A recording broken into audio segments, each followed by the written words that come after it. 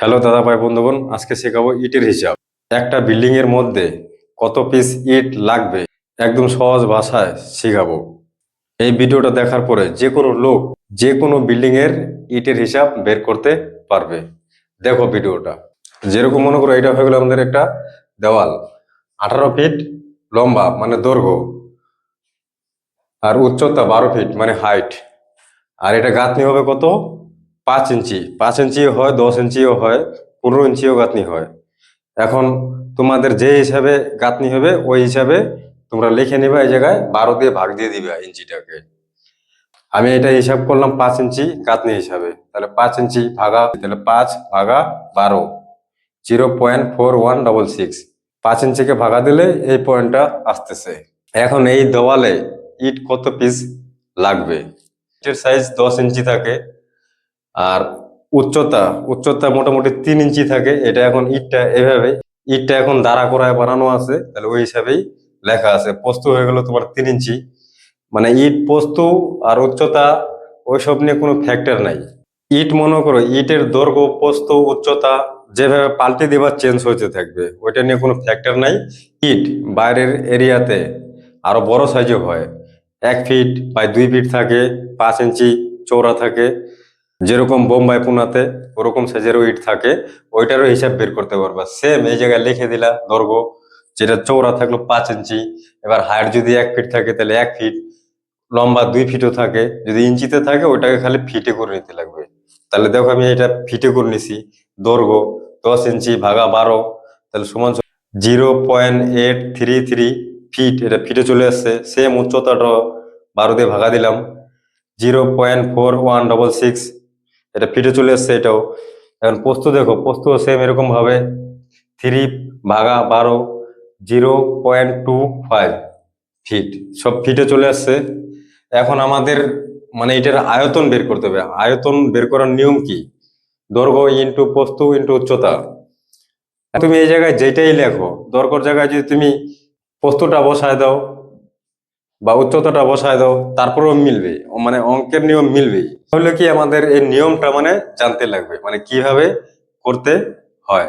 মানে নিয়ম হয়ে গেল দৈর্ঘ্য ইন্টু পোস্ত ইন্টু উচ্চতা। আগে পিছিয়ে লেখো, তারপরে তোমার এটাই আসবে, ইন্টু মারবা এটাই আসবে। তাহলে আমাদের একটা ইটের, এটা হয়ে গেল ইটের আয়তন। আয়তন বের হয়ে গেল। তাহলে এখন আমাদের দেওয়ালের আয়তন সেম একই রকম বের করতে হবে। তাহলে এটা দেওয়ালের আয়তন, দৈর্ঘ্য ইন্টু পোস্ত ইন্টু উচ্চতা। দেওয়ালের আয়তন কত আছে? 18। পোস্ত ওই জায়গায় বের করলাম, এটা 0.4166 ইন্টু 12 উচ্চতা। তাহলে দেওয়ালের আয়তন এটা হয়েছে। এখন আমাদের দেওয়ালের আয়তনের সাথে ইটের আয়তন ভাগা দিলেই বের হয়ে যাবে কত পিস ইট লাগবে। তাহলে দেওয়ালের আয়তন ভাগা ইটের আয়তন সমান সমান, দেওয়ালের আয়তন কত আছে? 89.98 ভাগা ইটের আয়তন 0.0868 সমান সমান 1036 পিস ইট এই দেওয়ালে লাগবে।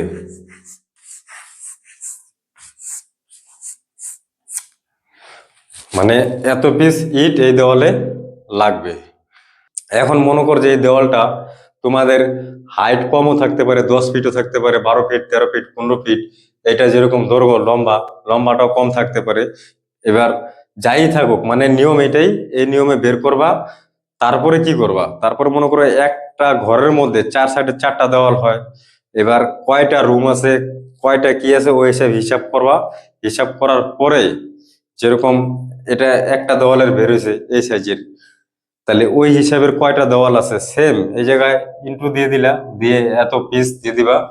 তাহলে একটা ইটের হিসাব বের হয়ে গেল। এরপরে কি করতে লাগবে? এরপরে মনে করো যে আমরা তো ইট তো খালি এইভাবে তো গাঁথনি হবে না, ওই জায়গার মধ্যে মশলা মাইনাস করতে হবে। তারপরে জানলা আছে, জানলা মাইনাস। এখন কত সাইজের জানলা হবে ওইটা, ওই ইটটাও মাইনাস করতে হবে।